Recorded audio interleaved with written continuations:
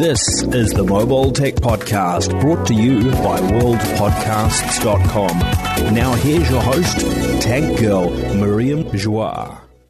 Brought to you by Mint Mobile. Stay tuned for a special offer at the end of the show. Hi, and welcome to the Mobile Tech Podcast. I'm your host, Miriam Joie, and today is Thursday, April 2nd, 2026. And I've got the excellent Rita from Android Authority here with me. Hi, Rita. How are you doing? Hi, I'm doing well. Thank you. Excellent. So, hey, it's been a while since we talked, and a lot of stuff's been going on in kind of Android land, not specifically, or maybe Google land and Android land. You know, like this whole Aluminium OS coming up. And you saw, I don't know if you saw, but I think I sent you the link for the Allison Johnson's great story back in February, back before MWC, about purse computers, you know, basically how you can assemble a relatively workable computer for some tasks, like us for writing, for example, using a folding phone and a folding keyboard, you know, and maybe a kickstand of some kind. And so, you know, there's this other thing that's been going on, and that's how there's now a desktop mode in Android. And you've actually done the test for that. And I kind of want to hear your thoughts, because my biggest challenge using Android tablets is that it's just never good enough. But I can somehow live with that experience on a folding phone. You know, like there's levels, right? So my bar phone is not enough of an experience for me to be productive. My folding phone without a keyboard is starting to get there, but then I have the keyboard taking a big chunk of the real estate. And then if I put it on first computer mode with a folding keyboard on a table or something, that's really productive, I found. But then every time I grab a tablet and I try to do the same, one with a keyboard ideally, right? I always feel like I'm so close to a laptop now. I might as well bring my MacBook Air, right? Yeah. So this desktop mode, does that solve this problem? Because I think the problem exists with the iPad too, right? Where you're like, if you're like us, kind of hardcore nerdy people, like you're like, give me a computer already. Why am I screwing around with this tablet keyboard thing, right? There's a lot to unpack there. I mean, personally, my experience with Android is that basically I use it a lot of the time on like bar phones, as you said.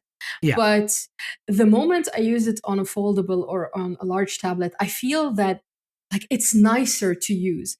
A lot of the features that make Android great, like multitasking or landscape modes or like putting two windows next to each other, they don't make sense on a phone. Like you cannot make most of them on a phone. A phone is just monotask for me. Even now with Android 17 Beta 3's floating bubbles thing, like that's not how my brain works. On a phone, I just need one screen and that's how it works. But then I move to a slightly larger device, and then like I start feeling that I can do more. And a lot of the apps right now I feel are much more optimized. And you get this kind of more immediate interaction with apps, like even something as simple as Google Photos, where I don't have to go into my library first and then look for the trash or the on-device folders. I can see them right there. Or when I'm editing a photo, instead of having to like scroll through multiple filters and stuff, they're all there. Like just these minor things, even in Gmail, for example, like opening an email and reading it at the same time and being able to switch between two emails instantaneously without having to go back and forth.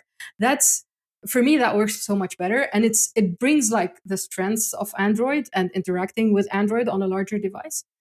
And then, you know, with desktop mode, I was really curious about that. I was like, okay, like I get to see Android and I get to see it on a larger screen. What would the experience be? I don't have an HDMI display here. I just have my TV. So that was a bit complicated for me to test briefly.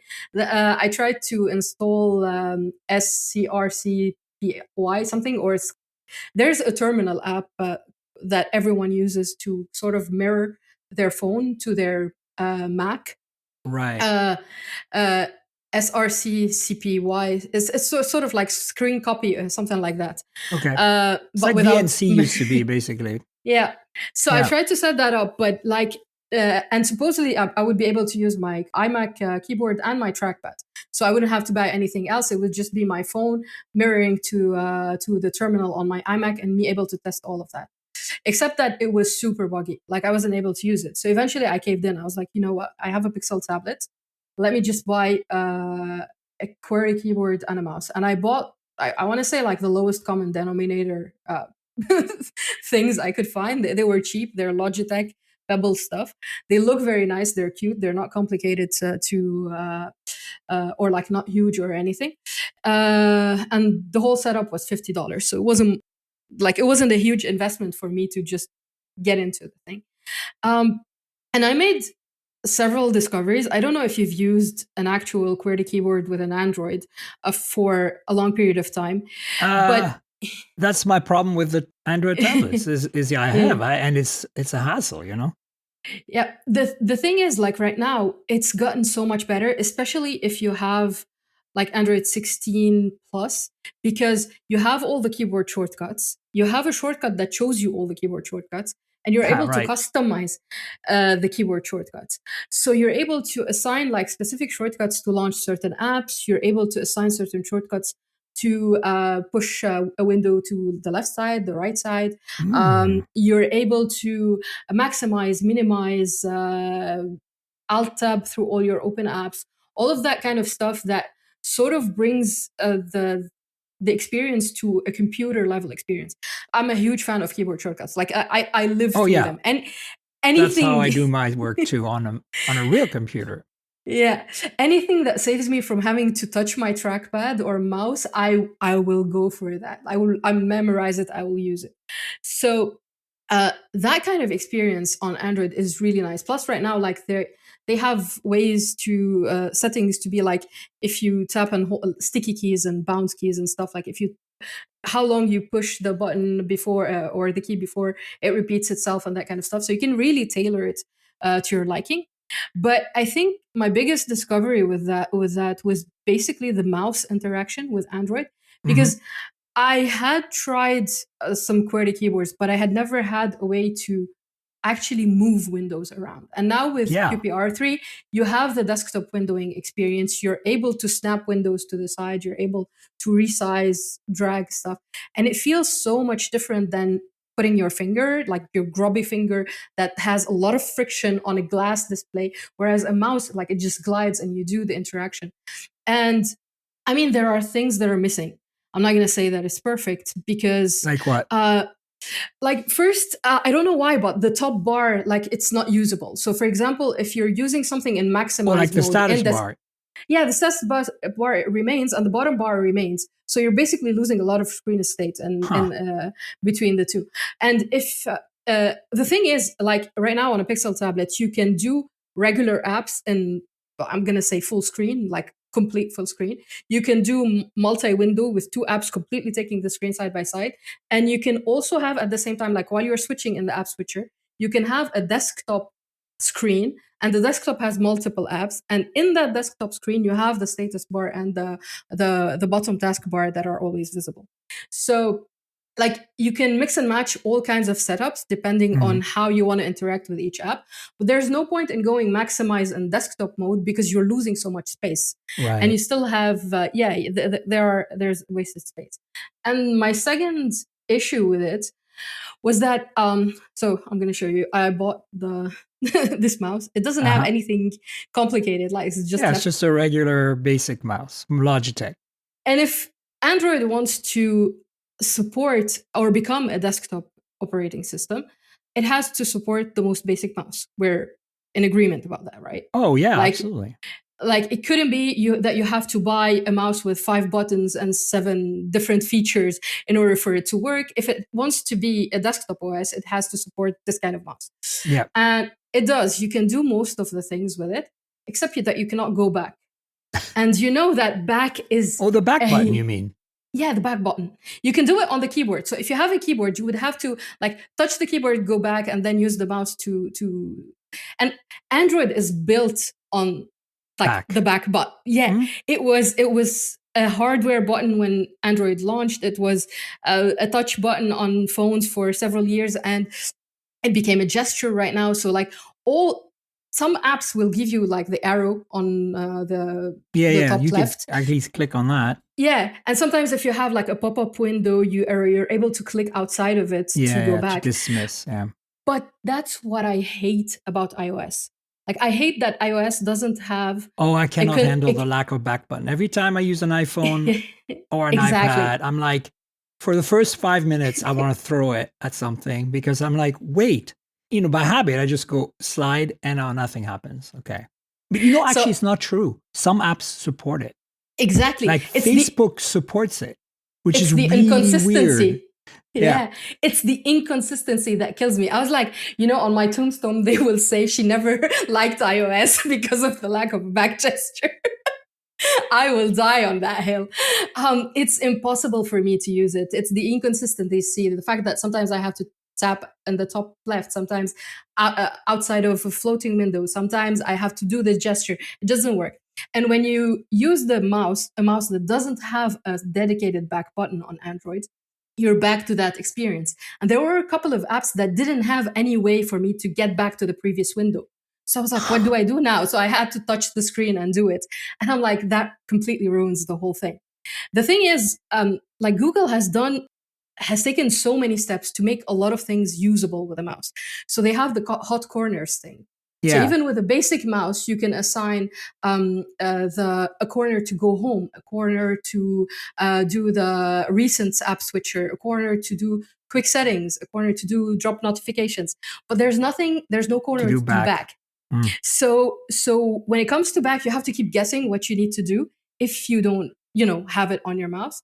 And I tried key mapping applications. I tried a bunch of things. None of it worked. And eventually I was like, okay, Neanderthal mode. I will go back to 3-button navigation because that puts the back in the taskbar at all times. And you can click on it, right? With the mouse. And I can click on it. But it's so much more annoying because I have to aim for one point on the screen. To me, I've got a whole bunch of questions, first of all. But to me, this is the problem, is that this is desktop mode. It should behave like Chrome OS. Yeah. Like, that's my expectation. Like, I want to dock at that point, and I'm honestly not going to use too many Android apps. I see myself using Google Photos because you got a big screen, and it's a really nice app to use on a tablet. But I just want to be in a web browser, and I want everything to work properly in a web browser. That's all I'm asking. That's the only reason why I have a bad time using Android on a tablet, is because I don't want to use Google Docs, the app. I want to use Google Docs, the desktop experience on a web browser, because it's a better experience. Did they fix that yet? Because the Google Docs app on a tablet, it's egregious that Google still hasn't fixed that. I agree. I'll talk about the Chrome thing. The thing is, like, I'll just make a small note. If you use, because there's desktop mode and desktop windowing. Desktop mode is but they're the same thing, but not 100% the same thing. Oh boy. Oh, if you connect your phone to an HDMI display, you're in desktop mode. Okay. Desktop windowing is basically like DeX on your tablet. So it's desktop mode, but directly on your tablet. In desktop mode, it seems that the status bar with the buttons is always there. So you can click it. It's just on the tablets that they haven't figured it out yet. And I'm pretty sure they can. Like, it's just a couple of settings for them to set it up. Or just add hot corners or whatever. And I think with trackpads, there is a gesture to go back. So if they launch Android, Aluminium, whatever, on a portable laptop with a built-in trackpad, people will not see that problem. Okay. Like, I'm going to preface that with that. But Chrome is a whole other issue. So go ahead, ask. Yeah, so I just feel like, okay, first of all, for those of you listening right now, Rita showed the mouse, so you're going to go, wow, I'm listening to a podcast. There's a video version of this podcast. It's on Patreon. You can get it a day in advance every week for $5 a month. Patreon.com/TNKGRL. So if you want to see our faces, see us brandish devices, and have a bit more context, please join the Patreon and support me.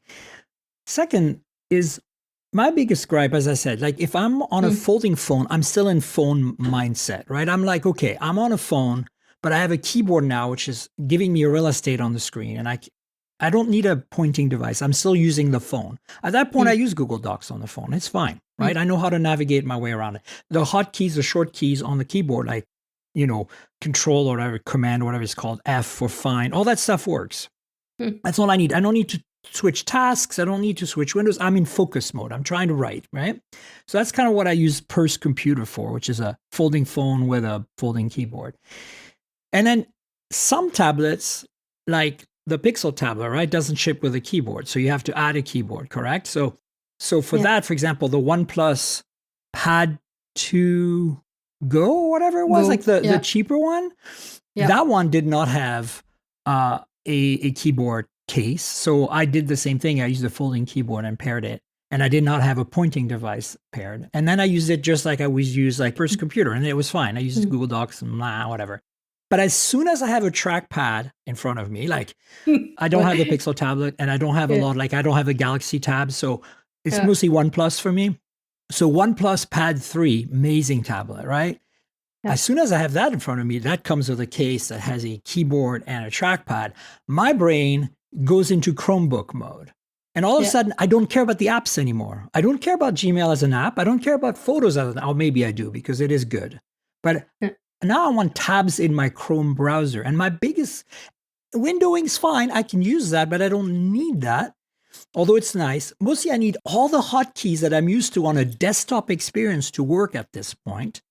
I don't need it when I'm holding the tablet and watching Netflix. But I do, as soon as the keyboard is going, I need, and maybe Aluminium will fix that. I need the context of the OS to switch, not the visuals of the OS to switch, the context, meaning I now need to have Chrome act like Chrome. And I now need the pointing device to act like a point. And that's the biggest, it breaks the suspension of disbelief for me. Like and it's annoying because I can learn new things. I can switch between Chrome OS, Windows, and Mac OS all the time.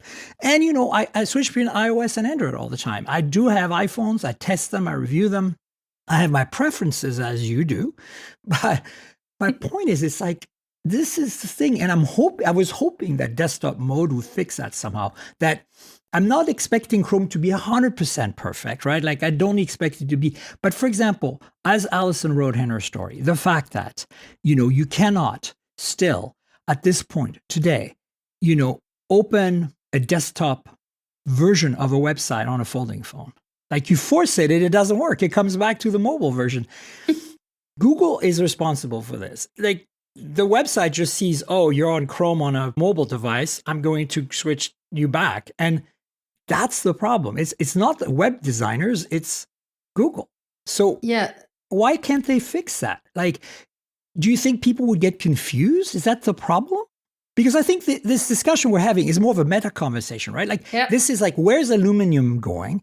Where are you at today with your experience? Where am I at today with my Purse Computer experience and my, OnePlus Pad 3 with the keyboard experience? All of these are kind of rotating around the same axis to me, right? Yep. It's the same thing for me because when I'm using Chrome on a tablet or on a phone, I just intrinsically know its limitations. Like I know that this is what I can and this is what I can't do on it. Whereas, as you said, I live my entire life in Chrome on my computer. Like on my iMac, I have Adobe Lightroom, WhatsApp, Slack, and then Chrome. That's it. Yeah. And I could technically, for many, many years, I had WhatsApp and Slack inside of Chrome. Like I didn't even install the separate apps. But now I do a thing where I just put them a little bit on the side and I find that it works.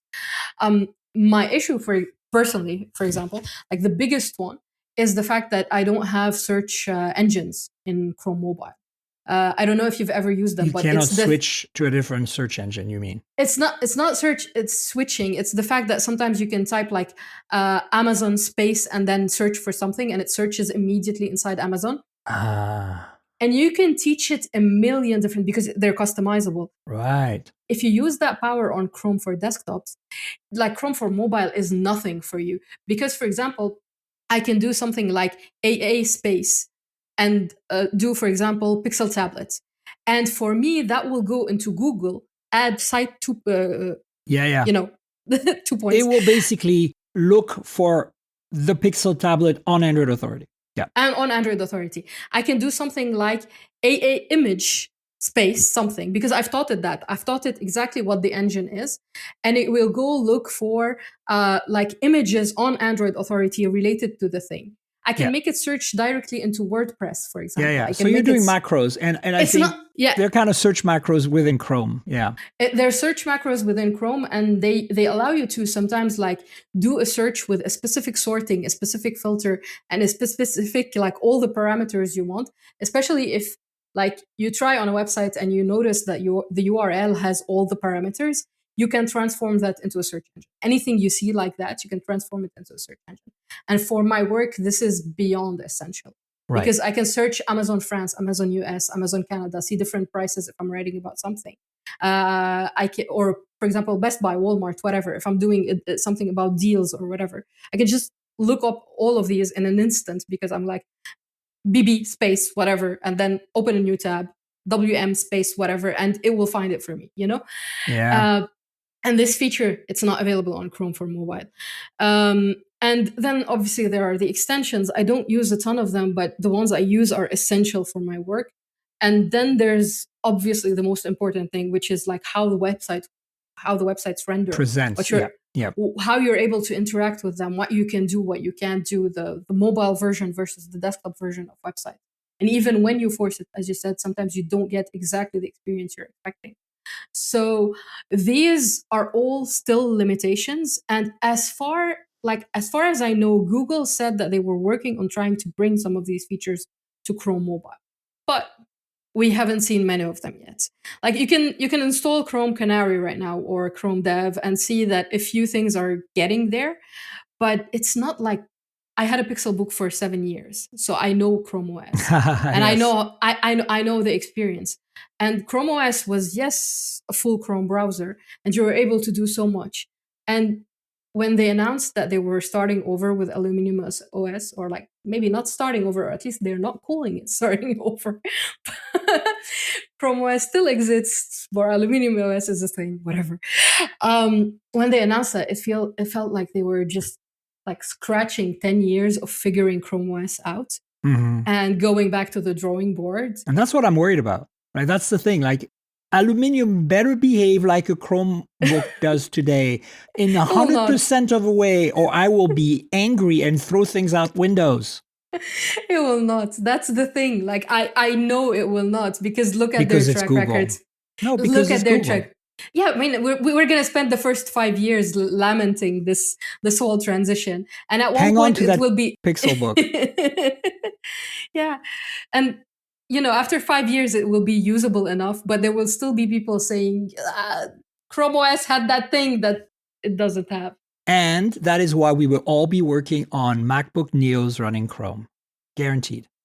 I'm calling it now. Like this is exactly what's happening. Like, as an aside, I'm getting a MacBook Neo to review, so hang tight. But my point is, as a Mac user, the reason I've always liked Chrome OS, Mac is my main thing. Mac is my muse, because I'm a software developer turned journalist. I used to work in Unix before Linux. I saw the birth of Linux. I'm old, guys. I'm like ancient, okay? I saw the birth of Linux. I've used Linux on 486 computers, okay? Point of reference, okay? That's how old I am. My point is that I've always lived with a command line, full-on tool chain. And, as a video game developer, I worked mostly in Windows with Visual Studio, but we always had some sort of command line, C++ environment for the consoles we were working on. Visual Studio was basically just our IDE, our editor, right? So my point is, I switched to macOS 10 for two reasons back in the day. Linux was awesome, but it never worked properly on the hardware that I had because, you build it, back then you built your own computer and there was always some part that didn't quite work. Or it was too much fiddling. Windows was the same. I felt that it was working better than Linux generally out of the box, but I had to do a bit of fiddling to get things just right. And I spent so much time fiddling that I wasn't working, Like, it's so easy to, like, as a nerd, go down the rabbit hole, right? I'd start editing scripts and stuff instead of actually doing work because, you're like, oh, look, I can change this, What I loved about Mac OS or rather OS 10 back then, is that the hardware that it ran on was incredible, and it still is. I still think it's some of the best hardware money can buy. Some PCs out there, like I love some of the Asus ZenBooks and the Lenovo Yoga books and stuff, and the Chromebooks, like, Pixelbook. Like I got the Chromebook Plus right now from Lenovo, the really, really nice metal one with the MediaTek chip. Exquisite. Yes. But my point is the hardware is amazing, and macOS kept me in a box in a good way. Like I didn't feel limited. I said, hell, I had full Unix. I had the command line. I had all the tools I needed, but I was constrained about screwing around with the desktop and arranging things. I just used what was in front of me. So back to what I was saying, I'm getting a MacBook Neo, but I'm going to turn it into a Chromebook. That's what I want to do with it. Because here's the thing, Chromebooks, unless you get that nice Lenovo Plus or a Pixelbook, are crap. Like the hardware is crap. I am sorry. Like there's not a good Chrome. If you're using a Chromebook and you remember Chromebook because you're younger than me and you went to high school and I had a Chromebook or college, you don't know what you're missing because you got the crappiest HP Dell horrible Chromebooks, okay? Chromebooks are amazing if you have good hardware on them. And number one. Number two, it's just Chrome. It's a really good web browser, okay? And you can do everything you can do in a web browser. And that's what made it so great. Never have to worry about screwing around with scripts and arranging and editing and changing your configs or anything. One. Two, you didn't even have apps. That was magical to me. The fact that we're adding Android apps is stupid. Like, you just need a device that's a web browser. It's the ultimate thin device and thin computer. Why are they doing Aluminium? Who cares about the Android part? Get a tablet. Look, Apple has shown us the way. iPad, it's the easy way. Like and then you want to be serious, you get a Mac. And now they make a Mac that's really cheap. And that's why I'm telling you that if they break things with Aluminium, we're all going to be on MacBook Neos because it is the best hardware for the lowest price that can run Chrome full on. And we won't even be running any Mac apps on it, most of us. We'll literally be using it as a Chromebook. And I'm not joking. Like, I'm not trying to be facetious. I'm not trying to be like flippant here. I'm just serious. What are your thoughts on that? I'm aligned with you because my experience, even though like I didn't start as far back as you, my experience was with Windows computers for a few years. And then I bought my first MacBook in 2007, I want to say. It took me like 2 days to get used to how things work versus Windows. And since then, it's been 20 years at this point, almost nearly 20 years that I'm just a Mac OS user. But parallel to that, when Chrome OS launched and Chromebooks launched, they weren't available in Lebanon. I used to live in Lebanon at the time. But I wanted a cheap laptop. Like I had, and I felt that it was essential for my work because I was starting to write more about Android and all that stuff. So I felt like I needed to have that experience. So I was at CES in 2015 and I just bought a Toshiba Chromebook 2.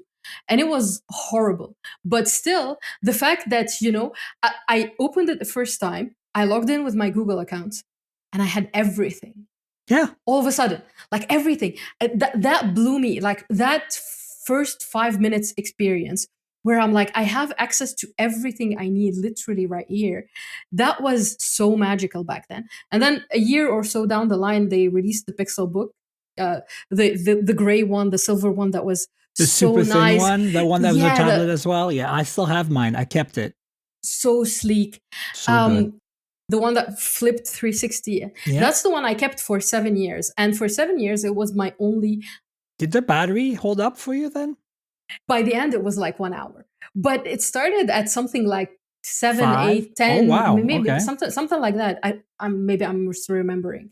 But so it was my only laptop for several years. So I had 2 stationary iMacs at my pharmacy because I used to work as a pharmacist. But and one of them was my actual writing, blogging, tech stuff Mac.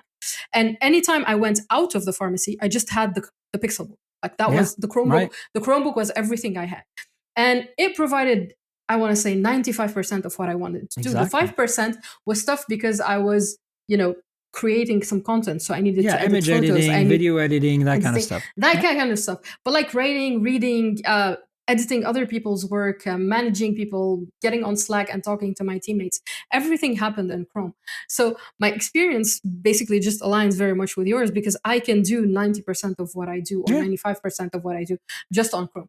And when I'm on the go, this is what I need. I don't need more than that. But a couple of years ago, when my Pixelbook was just like in dead mode, and it was my only thing, and I was attending MWC, I was like, I can't do it with just the Pixelbook. Like, at this point in time, take yourself seriously, Rita. Go buy something. And I bought a MacBook Air because that was my choice. Like, I had no other choices. I looked at Chromebooks. I tried to find one that made sense. Nothing made sense. So I went and I bought the cheapest Mac at the time, which was a just released MacBook Air M4. That was like a year or two ago. If that happened today, I would go buy the MacBook Neo. Of course. And that's my point. That's exactly my point. I would not buy an Aluminium PC OS, whatever thing. And I would not do that. The best part is that if you really want to, that 5% you're not doing that you were doing on your iMac, you can now do. So like, you know, I have a workflow that, because I've been a Mac OS user for 25 years, I have this workflow of, you know, these little apps that I use that are helper apps. Like I have Easy Batch Creator, which is a batch image processing. And I got all these presets for all the sites that I write for that I can just instantly click go, put a bunch of images in and outputs them with the right, you know, watermark, the right dimensions, the right image size so that it fits into their CMS properly. It's magic. It's basically, you can do that in Photoshop, but Photoshop is like trying to drive a semi-truck through the streets of, you know, downtown Grasse, you know, it's not going to work. You know, you're going to get stuck. So, you know, instead it's like driving this tiny little agile little car, or little K truck, you know, the Japanese tiny trucks.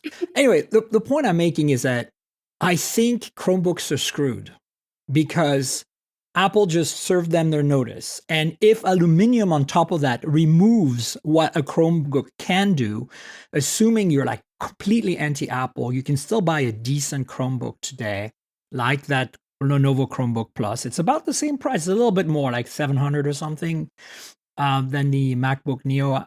You're going to say, well, the better version of the Neo is $700, but I'm just saying, like, it's not meant to be cheaper. But my point is, if you can still do that good, but why would you when you can buy the MacBook Neo for less and still get an even better experience if you want to? You have all this extra, you know, stuff you can do. Like you can run a virtual machine. Now you're going to say Chrome OS can run Linux, right? In virtual, like there's a Linux environment you can install, which I've played with. It's really cool. And that's another thing that they added, I think was good. And yes, you can run Android apps on a Chromebook right now. It's not something I do. I mean, it's there. I think I have Telegram as an Android app on my Chromebook because I use Telegram a lot. But that's not the goal, right? And we've already talked about tablets. And, you know, again, a lot of people love their tablets. I'm not here to tell you you shouldn't love your tablets, especially iPad users out there. I know your pitchforks are coming out. Look, I get it. It's not my thing. When I've got a screen bigger than my purse computer, I'm no longer on a phone. Give me the beans. I want the whole experience. I want desktop class computing. And then I want command line, and I want the tools, and I want the Linux stuff, or whatever you want to call it, you know, the Unix stuff. And then every now and then, and this is where the Mac shines, I'm like, I need to run a batch image processor, or I need to edit video. And yes, you can edit video on the web. There are great, you know, editors out there, but nothing beats like running DaVinci Resolve or Final Cut or Premiere on your computer. And what is the only computer in the world that can run all three of these video editors right now? A Mac. And it can do it for $699, or it's $599 if you buy the base model. I don't know. Like, didn't think we were going to talk about the MacBook Neo, but here we are. Actually, the thing with Chrome OS, like by the end, or now, I'm calling it the end, but it's not the end, supposedly. Now, it's not just a Chrome browser. Like you can see that Google over the last 10 years or so has done so much work to add things to Chrome OS that make it not just Chrome.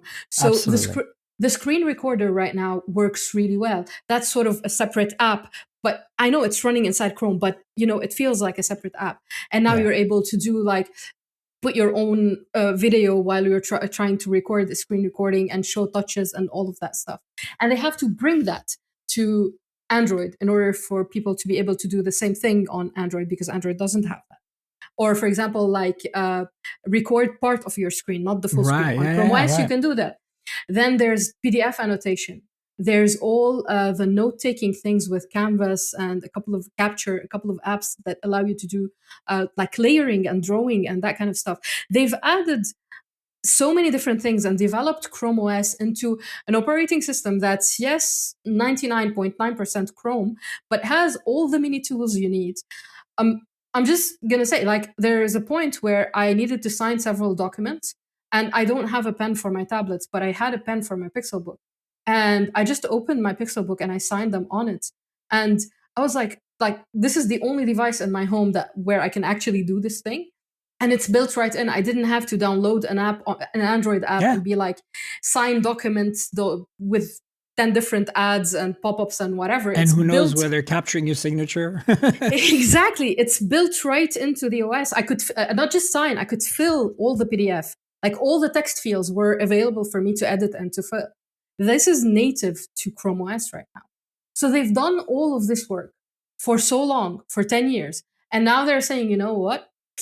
Putting it aside, letting it run whatever in the background with fewer resources and whatever. It still exists. It will be supported, whatever. But then now all of our eggs are in this basket. It's, it's Google shiny thing syndrome.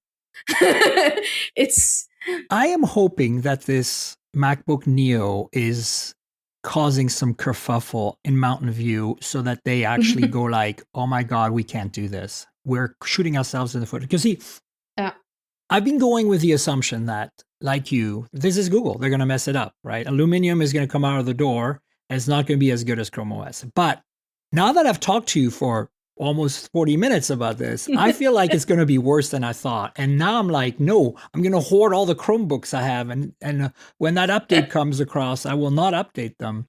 I don't know. Look, we should talk about another really big debate.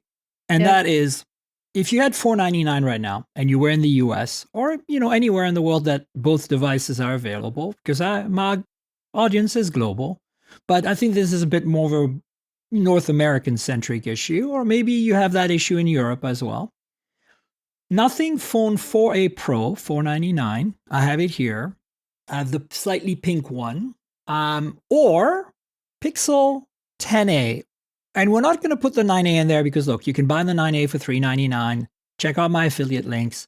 I believe that was valid last week, so hopefully it's still valid. But the 9As would be what I pick because unless you need satellite connectivity, it makes sense. But let's assume the 9A is sold out. Let's assume they stop making it. That's the two choices you have. You're an Android user, you're on a budget, you're in North America or someplace where it does make more sense for you to buy something that supports your carrier and the bands properly, and you don't want to go with a lovely Oppo, Xiaomi, OnePlus, Poco or whatever, right? Or Realme. You want to go with one of those two because they're supported. Which one do you pick? Because they're radically different, but they're radically different in like such interesting ways, right? Like you can't beat the Pixel experience.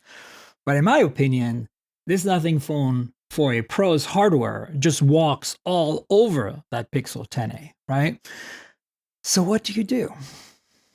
What's your thought? I was asked a relatively similar question a few days ago by my coworker who was like, all about Android. Someone wants to buy a Galaxy S26 Ultra. I mean, it's not the same thing, but Galaxy S26 Ultra or a Pixel 10 Pro XL. Which one? And I was like, they're both really good phones. I don't think you can go completely wrong either way. But do they have kids? Do they take photos of kids? They said yes. I was like, you go Pixel. And at that point, it's no longer a debate because Samsung still has shutter lag, still has shutter release issues. Not just sure. Yeah, and shutter speed issues. Like sometimes in the dark, I did so many tests a couple of years ago, and there's basically the results are still the same right now. You take a photo of something in the dark, and Samsung keeps the shutter speed or the shutter open for longer than the Pixel, and the photo ends up being being very blurry. Yeah. Or the second thing, the shutter lag, which is you take a photo and it snaps it half of a second after you've taken it. So if you have a kid, you've missed the moment, or if you have a pet, you've missed the moment. When you come down to the mid-range or the budget phones, like the Pixel 10a and the Nothing phone 4a, it's such a draconian choice. But I think it's still a little bit the same. The difference between the two is a little bit that's the same. If you want something special that's different, that will give you a slightly different experience, if you want something that has much more power, you care about battery life more, you care about performance more, you might be gaming a little bit more, you would go for the Nothing phone. And you don't need wireless charging because it does not have wireless charging. That's another big one for some people. True. But if you're a little bit more interested in the camera experience, not saying the Nothing 4a doesn't have a good camera. It does have one, but I think the Pixel still tops it a little bit. Unless you need a telephoto, yes. Yeah. The choices at that point, I don't know, just go Pixel 10. You're you're trying to pick between. I agree with you, but we're playing a game of $4.99, right? And we only have those options. So what do we do, right? I think at this point in time, if I'm being honest, the balance shifts towards the Nothing 4a. Being completely objective, the balance shifts because Google didn't do much with the Pixel 10a this year. They could have added a couple more things to make it a much more interesting proposition. Now, if you go like 10a is the same thing as the 9a, and the 9a is $399, as you said, sometimes even dropping to $349. $349 is the lowest I've seen it, yeah. Yeah, that's forget unthinkable. It. There's 9A all day long, 100%. Just don't even think about it. Go buy the phone. You will be the happiest person. It's the best deal. But then, there's another comparison that comes up if you do that. It's comparing with the phone 4A non-Pro, which is almost identical to the 4A Pro, just plastic and, has a slightly lesser processor, slightly lesser. The cameras are almost the same. There's the main sensor slightly lesser. Like there's a few minor changes, but it's actually becomes, again, if you want to stay in that ecosystem of those two platforms, it's very interesting. But look, 9A, I think all day long for me anyway. 9A or 4A Pro. That's what I would recommend. The thing for me, like once you use a Pixel for a year or two, you become... It's no longer a question. Stockholm syndrome. I keep saying it all the time. I'm like taken hostage by Google, and I like my captures now. So, I bought my first Pixel 2 XL in Lebanon, and I paid like 50% extra because I shipped it to the US and I paid the taxes in the US. And it was a forwarding service. So I paid for the forwarding service to bring it to Lebanon. And then I paid the import taxes and the registration. Oh my God. And I did that for the 2XL, the 4XL, and then the 5. And then I came to France. So for three different Pixels, that was my experience. Like I had to pay 50% extra on top of the price of the phone to get it. And Stockholm syndrome, yes. I'm like, plus I can't get out. It's my work. The chipset sucks. Like I have a Pixel 10 Pro XL in my pocket, and the performance just is not there. I mean, every time I come from like a OnePlus or an Oppo or a Xiaomi or even a Samsung phone, like a flagship equivalent, right? I'm like, oh my God, my Pixel is a disaster in terms of performance. Like, but at the same time, everything is so good. Everything is so great and familiar and comfortable. Yeah, the trick is in not using other stuff. This is what I do. I know. But personally, I have access to fewer phones if you want, like from fewer brands, which means that, the Stockholm syndrome is real, but at the same time, it's not like I have other choices to get out very frequently. But what I'm saying is, even my husband has a Pixel right now. My mom has a Pixel. My aunt has a Pixel. My dad has a Pixel. My mother-in-law has a Pixel. Converted. It's a cult. I was basically because of a couple of things, which is like I'm doing support remotely for them. And if something happens, like they call me and they're like, what is this? And I have to figure it out. They had OnePluses and Samsungs and I don't know, like one of them was a OnePlus one. Anyway, like 2 or 3 different brands. And I had to go and Google shit, like how my dad kept getting into recovery mode on his phone and wiping his phone. He wiped his phone 4 times.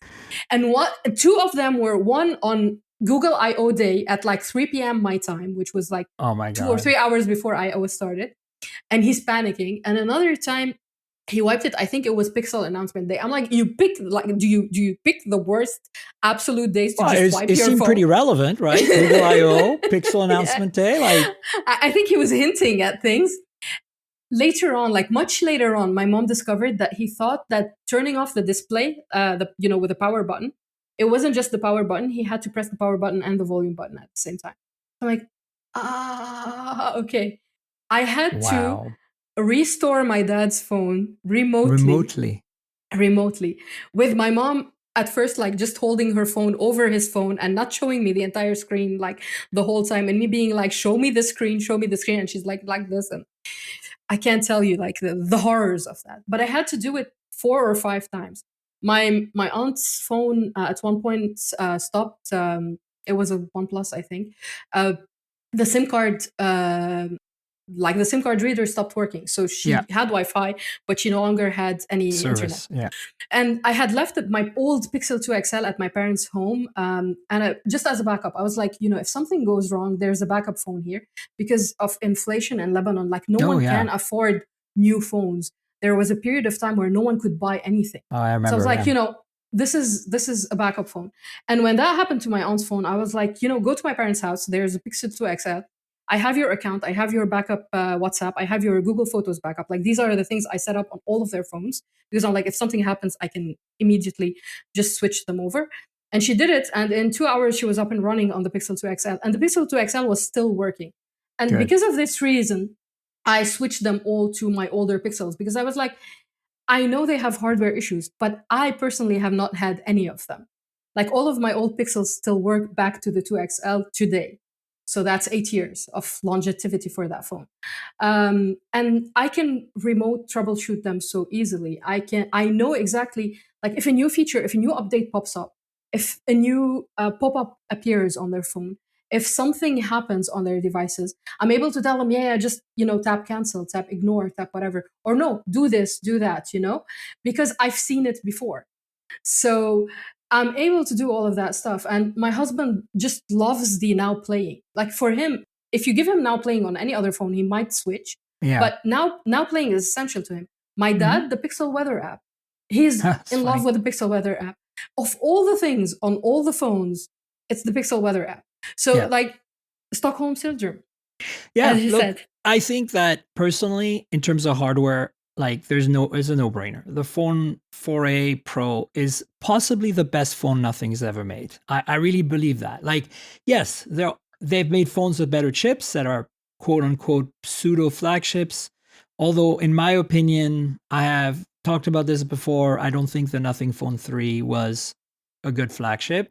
It had some issues, and a lot of it had to do with, and I will die on this hill, if you make a flagship, and we've had this conversation about the Galaxy S26 Ultra, which is not Ultra in any way other than price and name, basically. Like they're not ultraing hard enough compared to what an Ultra phone should be, right?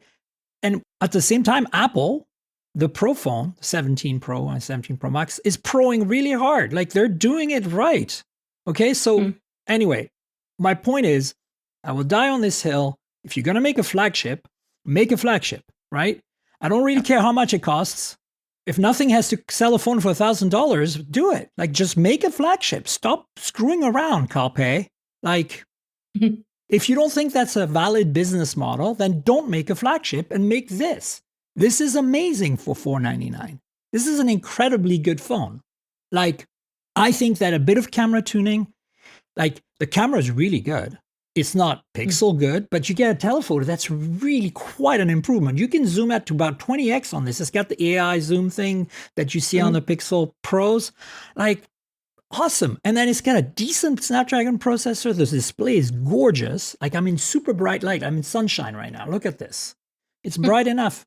It doesn't have wireless charging. How's the battery life? Yeah, it doesn't have wireless charging, but the battery's great. It's like 5,100 and something milliamp hours.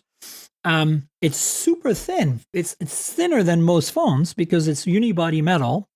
And then, it has that Nothing cool stuff. And then the glyph is fun. Like, is it necessary? No, but for $4.99, this is a perfect package. If this was running Pixel, UI, we'd be like all over it. And to be frank, Nothing's UI is beautiful, right? Like, and they keep the updates going. I've already received a few updates. In fact, I need to retest the camera because they've had a few software updates now since I first got it in London back at the end of MWC, and I haven't retested the camera with any updates. So this phone, that's kind of my quick review of the Nothing Phone 4a Pro. I think that if you're picking between that and a 10A, I think this is the phone. If you put the 9A into the equation, Stockholm syndrome will take over for me at least.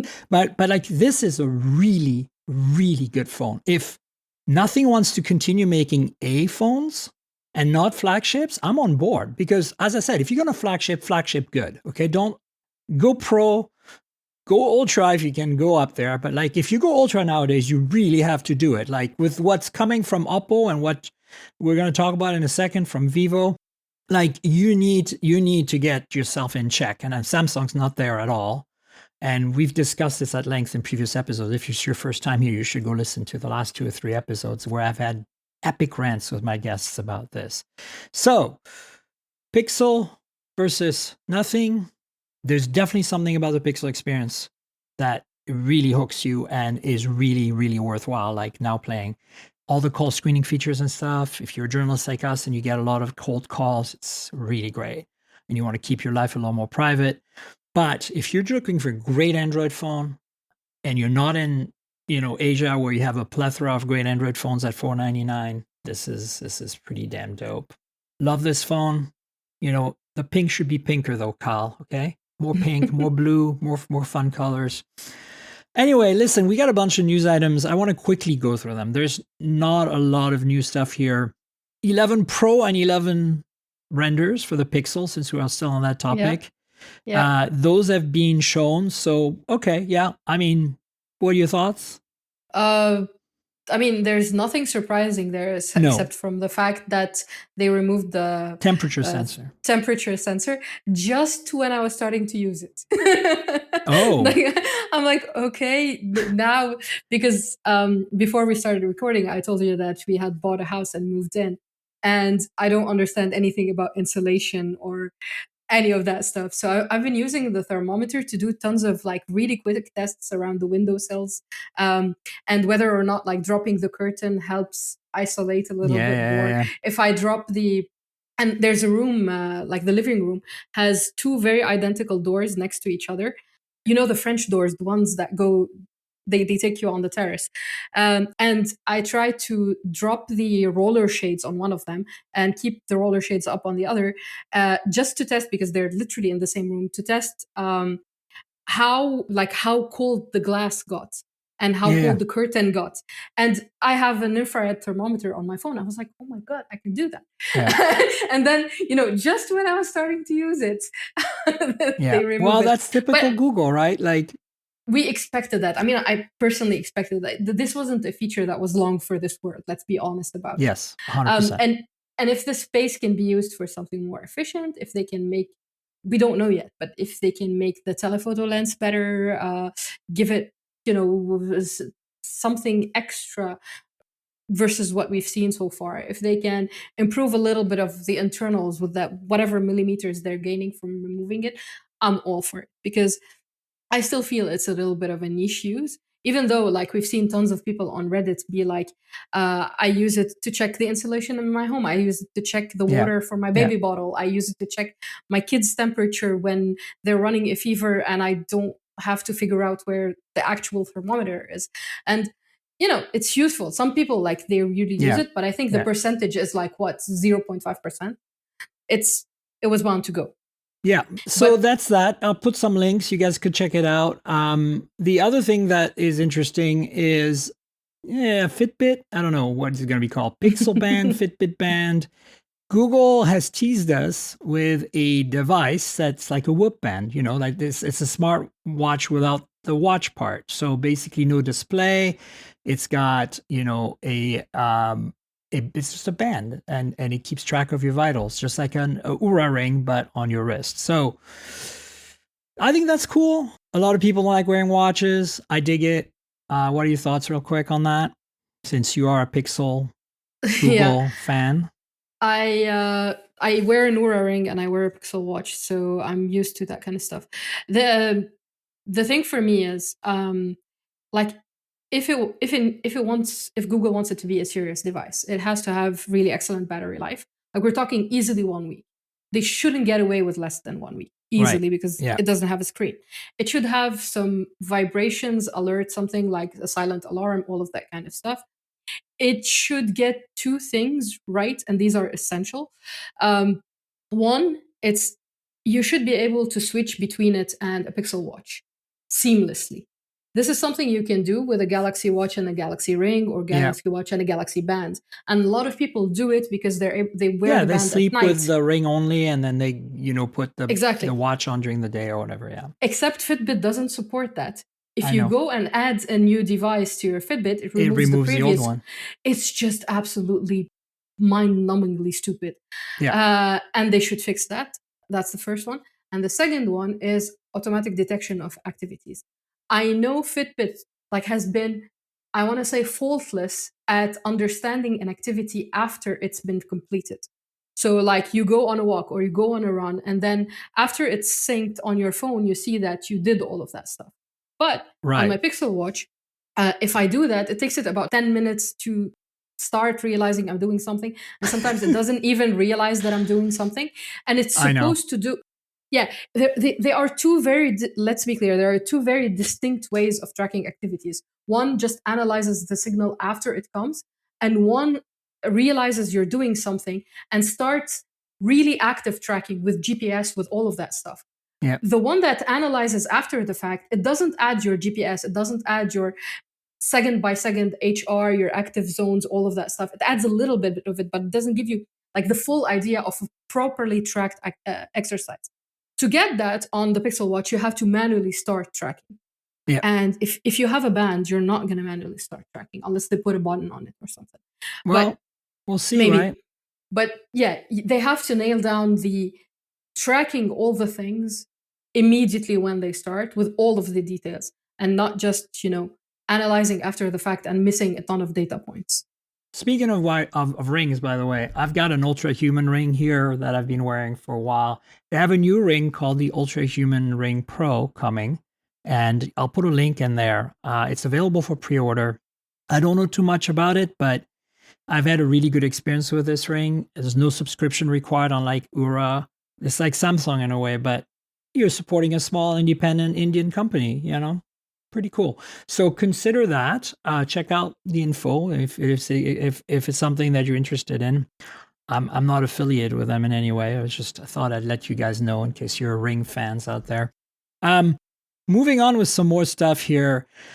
Chinese phones. So this week, the Vivo X300 Ultra and Vivo X300S were announced. I really haven't had a chance to dig in because I was just traveling for the last 3 or 4 days. Vivo generally does not send me their flagships anymore. They used to, but they generally send me their V series, just like their mid-range with the good Zeiss optics and cameras. So I probably won't get this phone, but I am getting the Oppo. So stay tuned for that. I will link to the announcements on Android Authority or GSM Arena or whatever, so you guys can check out the specs and have a look.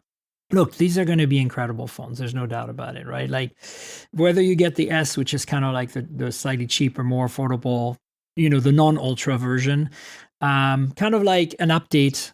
They have a TikTok cycle where they do the X300 and the X300 Pro, and then later on they do the X300 Ultra and the X300S, and that's what it is. So check that out. Same with Oppo. We're starting to get more and more rumors about these new phones. Again, they had the Oppo Find X9 and X9 Pro in the fall. The Pro is still today. If you need to buy a phone today, that's a bar flagship, and you're not Stockholm Syndrome like us, this is the best flagship I've ever used. Find X9 Pro. Absolutely outstanding in my book. Like, I love that thing. I can't put it down. And so the Ultra is coming. It is going to be a global phone, and I expect it to be incredible based on the fact that I've used the last 2 Ultras that were China only. So, and then there's, of course, going to be Find X9S, which is going to be like, you see the parallel there? Former BBK Group companies. They kind of do the same stuff. So, stay tuned for that. We have some info on the 9S. There's some camera samples that were released, and we know that the announcement for these phones is going to be on April 21st. So, again, I'll put some links. Stay tuned. Keep an ear out. Expect some coverage from me on the Ultra. And then finally, we talked about OnePlus possibly shutting down globally, at least in markets like North America and Europe, and probably scaling down in India a bit. So on the positive side, I just want to say there are some phones coming. It's not the end yet. So again, I'll link to a couple of news items here. There's an Ace 6 Ultra coming. That phone is basically a better version of the Ace 6 and A6T that came out in the fall. These are China-only devices right now. But check out the specs on that. It's pretty cool. It's not a flagship level, but it's close. Of course, massive batteries. All these phones have silicon carbon batteries, blah, blah, blah. And then the Nord 6 is coming as well for probably maybe for Europe, I guess, or maybe India, or maybe both. But the Nord, I've always enjoyed the Nord, although I think in the last few years it's kind of lost a little bit of its charm, because I think Carl Pei, when he launched the original Nord, really, it was, in my opinion, the prototype version of nothing, right? Like this 4A stuff we were just talking about, how they nail that mid-range. The Nord really nailed that mid-range in the first two generations because Carl Pei was involved. I think it's been diluted a little bit since then. I think that with Pete not understanding really what the idea was here, and, look, we had the N series of OnePlus phones in North America for a while there. There were budget phones, and they were pretty great. It was nice to have something else than a Moto G to play with, right? So the Nord, the fact that they're still making a 6th edition of it, I'm happy with that. Any quick thoughts on this whole former BBK Group medley of news here? I mean, they're always extremely interesting phones. My issue is that I usually don't have tons of hands-on times with them. I'm supposedly getting a couple of devices from my colleague soon, hopefully, but there'll be like the slightly older X200 from Vivo, I think, and another phone from Oppo, because I would want to familiarize myself with these devices. The thing is, like, my Android Authority colleagues, the ones who do have hands-on with these devices, like, they have nothing but good things to say about them. And it's, I think, a little bit sad that, we're so US centric in our coverage. You mean us, or do you talk about Android Authority? I talk about Android Authority specifically, but I think like most of the media is still, like, it is even really bad. I'm based in France, but I'm focused on the US markets, even though you're in France. And in Europe, it's a whole different game. Like, I grew up in France. My mom is there. I was just visiting her after MWC, and just in the south of France, near Grasse, that's why I mentioned Grasse earlier, it's like, I look around and people have all these different phones, like the Honor and like, like Oppo, and I'm like, oh yeah, refreshing. These normal people, normobs. That's what I call them. Normal mobile users. Normobs are using phones that we can only dream of in North America. And I'm not talking about the big flagships. I'm talking about just regular everyday phones. The variety, if you just go into one Persian metro, the variety of phones you see is crazy. Like, I see everything from iPhones to Samsungs to Pixels. I'm starting to see Pixels a little bit Pixels more are pretty these popular days. in France. I bought my mom a Pixel, what was it? Let's see. We are 10, 9, 8, 6A. Wow, it's been a while already. In Germany, I've seen them a lot more. And Pixels? I've seen. And when I was in Prague in the Czech Republic, I saw several Pixels, and I was like, what is happening here in this country, and why does everyone has a Pixel? Not everyone, but the concentration or the percentage of people in a short period of like 10 days that I saw with Pixels was crazy for me. But yeah, I mean, I see Oppos, I see Vivos, I see OnePluses, I see several of these phones here. Honor is really big in Europe right now, right? Yeah, it is. It is right now. Xiaomi, Redmi, there's a bunch of Redmi phones that, like, when I went to Bouygues Telecom, which is one of the carriers in France, that's where we bought my mom the Pixel. She could get a a deal on it. So, I did like, whatever. I'm not going to pay full price for her. Yeah. She's willing to renew whatever it is. So let's go with that, right? And it was like that. It was like Pixel 6a or some kind of Redmi Note 12 or 11 at the time, whenever it was. And I'm just like, hardware wise, that Xiaomi phone is really great, but I know she's going to have a better experience with the Pixel, and I can remote help her, right? That's the other thing. Yeah. More importantly, the camera. I know that my mom does not take a lot of photos, but she does a lot of Nordic walking, which is like, kind of high intensity outdoor hiking. And, she's old, and that's her pleasure in life. And she in the past would never take photos because her camera on her phone was so bad. So I was like, now she can just kind of mash this thing and get something good out of it, Yeah.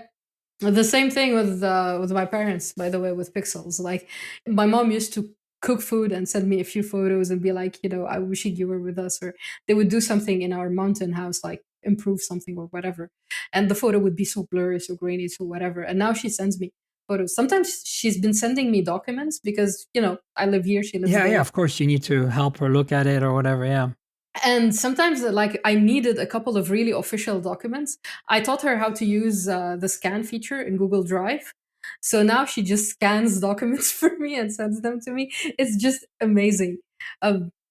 So, I mean, I absolutely adore the variety here. And we come from an era where there was variety. Like, there was, Nokia was here, Samsung was here, there were tons of companies. And the US market didn't dominate the smartphone industry at the time. Like, we started with phones and smartphones before the US even discovered what smartphones were. Yeah. That's how I got started, right? Like, I started 2005 to blog for fun, and it was all because Nokia. And because all the HTC, those pocket PC, whatever phones, I was like, oh my God, computer in your pocket, first computer. There we are. Yeah. We're back to it. QTechs and the HTCs, and oh my God. One of them was called like Jasper. I don't know, like, I daydreamed about that phone for like, just ages. to give you guys an idea, right? Until Apple made the iPhone, Samsung wasn't even on my radar for phones. Because they were just making crappy flip phones, okay? Like, it was all Nokia, HTC, and then Apple, okay? And then all of a sudden, Galaxy came out, right? Now, to be fair, I did review the first Samsung Android-powered phone, which was before Galaxy One. Yeah. So I was aware that they were up and coming. Like, we all knew what Samsung was because they make TVs and stuff. But in the phone world, they were up and coming. Like, it's incredible how strong that brand has become because of Apple, because Samsung set its sight on copying Apple. Let's be real here. They just copied Apple, and they still are. And I told them that at the S26 event in San Francisco. I was like, you're not ultraing hard enough on the Ultra, and more importantly, stop. You're at the point now where you've been well established for a decade. Stop chasing Apple. Be yourself, Samsung. Like, be real. Like, you have the resources to take on the Chinese and to still fight Apple on their home turf. Like, why don't you do both? Like, it's the lazy approach, the laziness. It's a safe approach, financially too, right? Like, remember, they sell in such large numbers. They don't really want to do niche Ultra phones, like the Ultra that we want, right? Yeah. Yeah. Except that when they started sort of with the niche stuff. They had like the Galaxy S4 Zoom that had like a whole lens that came. Because of them, we have phablets, aka all the phones today, right? Like, let's be real. Like, they were experimenting, and like the privacy screen is a really interesting experiment. Unfortunately, it's a worse screen, the S25 Ultra. That sucks. I really don't like it, to be frank. I'm hoping in a few iterations they will get back to the same level of quality. But right now, if you're a display snob, do not buy the S26 Ultra. Like, I've warned you, okay? Like, it's not a bad screen by any means. It's really up there. It's 99, 98%, but it's not 100%. And the S25 Ultra, in my opinion, is like, in terms of screen. Anyway, speaking of Samsung, really quickly to wrap things up, if you are motion sick in some circumstances, like I'm not, but if you put me on a small boat in the middle of a really rocky waters, I will get seasick, obviously. So we all do. But I'm talking about more like if you say maybe you get motion sickness in the back of a car, or you get motion sickness on a bus, or you get motion sickness when you're on an airplane. this has been a problem. When I went to Antarctica, amazing trip, I took the Oppo Find X7 Ultra and I did a review of the camera in Antarctica. Talk about cool stuff. Go to geekspin.co to check it out, folks. But my point is, I digress. If you are motion sick, Samsung made an app that plays a 100 hertz sine wave, which is a very bassy sound, through any earbuds. You don't have to use their earbuds. It works with anything, wired or wireless. And apparently there's been some scientific research done, some testing done, that listening to a 100 hertz sine wave at a certain sound level will temporarily remove your motion sickness, alleviate it. When I went in Antarctica, I was wearing the bands, magnetic bands, and the little patches that are magnetic, and that worked. The magnetic stuff is actually real. It's pretty effective, but it doesn't remove completely the motion sickness. This is supposed to alleviate it only temporarily while you're listening to this, but really, really well. So I haven't tested this. This just came up, but I'm going to because, I'm an audio person and I don't get motion sickness. But I think next time I'm motion sick, I'm going to make sure the app is on my phone. I've got some earbuds with me. Like if I know I'm going to go on a boat next time, I'm going to test this out because I think this is really fascinating to me because this is such a simple thing. Remember, our inner ear, and you're a pharmacist, you know this, our inner ear is what governs motion sickness, right? Because and balance. we have tiny little bubbles in our ears, and then it's like basically, like the bubble meter that you have to measure levelness in your house, as in your toolbox. It's the same thing with both of those in our ears, and that's why if what we see with our eyes doesn't match what it senses, like it's basically think of it a gyro accelerometer in your ear, then we get, it makes us something's wrong. We get into fight and flight, and our bodies go whoa, and we get nauseous and we get sick. So you turn on this sine wave, apparently it kind of like resets the sensors in your ears, like and you're okay, you're good. So I don't know, I want to try that. Are you curious about it? This is cool, right? I'm really curious about it. Like, it's I don't get motion sick easily, or almost at all, I want to say. But my husband sometimes a little bit, especially in water. So this could be something for us to test. Except, is it just available on Samsung phones, or can you? No, you can it's an app. Apparently, you can download it anywhere. And oh my god, okay, and yes. It works with any earbuds or headphones. I haven't tried this. This is literally. I was going through the news basically, and going, oh, I need to check this out. Let's talk about it without knowing anything about it, because that's what I like to do. I just come on the podcast and know nothing about what I'm talking about. Yay! Makes absolute sense. But yeah, I just added it to my wish list on the Play Store. Next time something is, we're in a situation I'm where try something like this happens. Yeah. My background's audio, right? And so I know a lot about the physiology of the ear, and I know a lot about psychoacoustics, which is the science of us, how we perceive sounds, because I studied that stuff. That's how I got into software and video games, because I did audio and video games. So to me, that immediately was like, oh, this is something I need to check out, even though I believe, as I said, I know nothing, I haven't tested it. Yeah. If you're wondering why I'm talking about it, is because this could solve a problem for you, because I believe the science seems to be sound to me. So go check it out. It's free. It's simple. It's easy. If you're motion sick a lot, I would say right now, pause the podcast, install the app, try it out. Let us know in the comments. Rita and I want to know, ping us on social media. Speaking of which, Rita, where can people find you on the internet? Like your personal handles, your writing, all that good stuff. I'm available on Twitter, but I check it a little less regularly, or I'm not active on it as, because. So I'm KHOURYRT.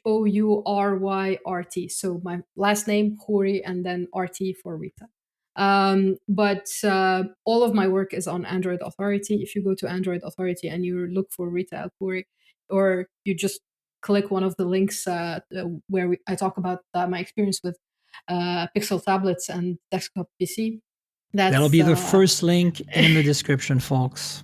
Yeah, I'm also on Threads and Instagram as that, but again, not really that active. I got turned off a little bit social media in the past few years. So I don't blame you.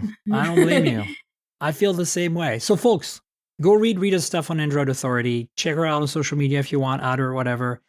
Keep an eye out for her awesome writing and work. It's great stuff. You know where to find me on the internet. I'm at Tankgirl, TNKGRL is my handle everywhere. And, I'm mostly on Threads, Instagram, and Blue Sky, but I'm also still on Twitter, and I'm still on I'm on TikTok, but that you have to add my year of birth at the end there, 69. So TNKGRL69. There you go. Not very active. I just post on social to inform my audience of what's happening with my content. I don't participate that much, but if you do want to ask us a question about our experience with, Chromebooks or Android tablets or, purse computer, if you have a folding phone and you're kind of like, oh, I can get a Bluetooth keyboard and folding phone and put everything in my pocket. Like I was at a Mercedes event this week, because I cover cars as well. And I didn't want to carry a bag all day at this event. So I just brought my Fine N6 and this folding keyboard. And when I needed to write, I sat on a table, I unwrapped the thing and just like set it up and it's so nice. It's like just basic computing. Beautiful. So, so follow me on these media platforms, ask us questions, all that stuff. And hopefully you can get some answers. If you are wondering where the podcast lives, it's mobiletechpodcast.com or on all the major platforms. So, you can subscribe on Spotify or YouTube Music or Apple Podcasts, wherever I am. I'm everywhere. So just add me if it's your first time here. And then there's a YouTube channel, youtube.com/mobiletechpodcast. That's where you'll find some videos, hands-ons, unboxings, reviews, that kind of stuff. I do it like maybe once a month or so. It's not super frequent, but you get to see my face perhaps, and you get to see some devices in 4K. Now I do 4K. I don't know. I didn't used to for a long time, but somehow you guys have converted me. So 4K it is. Finally, there is Patreon. I mentioned it earlier. If you want to support me, the best way to do it is Patreon. Patreon.com/tankgirl, like my handle, TNKGRL. It's from the comic book. You just drop the vowels. Tank Girl, Anyway, so Patreon is where you can get every week, a day in advance, a video version of the podcast, and it's $5 a month to get that. So please support me if you can. I'd appreciate it. And that's it. I want to thank our sponsor, Mint Mobile. I review a lot of phones, so I'm constantly juggling multiple devices. While that's fun, it also means I'm spending a lot of money for wireless service on multiple SIMs. Thankfully, there's Mint Mobile, and that's who I'm teaming up with for today's podcast. If you want to save money on your wireless service, switch to Mint Mobile. You've probably seen the Mint Mobile ads featuring Ryan Reynolds, but let me quickly tell you how fantastic their service is, especially for tech-savvy early adopters like us. Mint Mobile offers premium wireless for as low as $15 a month, and you don't have to sacrifice any coverage, speed, or data. They're built on the nation's largest 5G network. They keep costs low because they sell direct to you online. They cut out the retail stores and salespeople. Why should you pay more than you have to for access to the same network?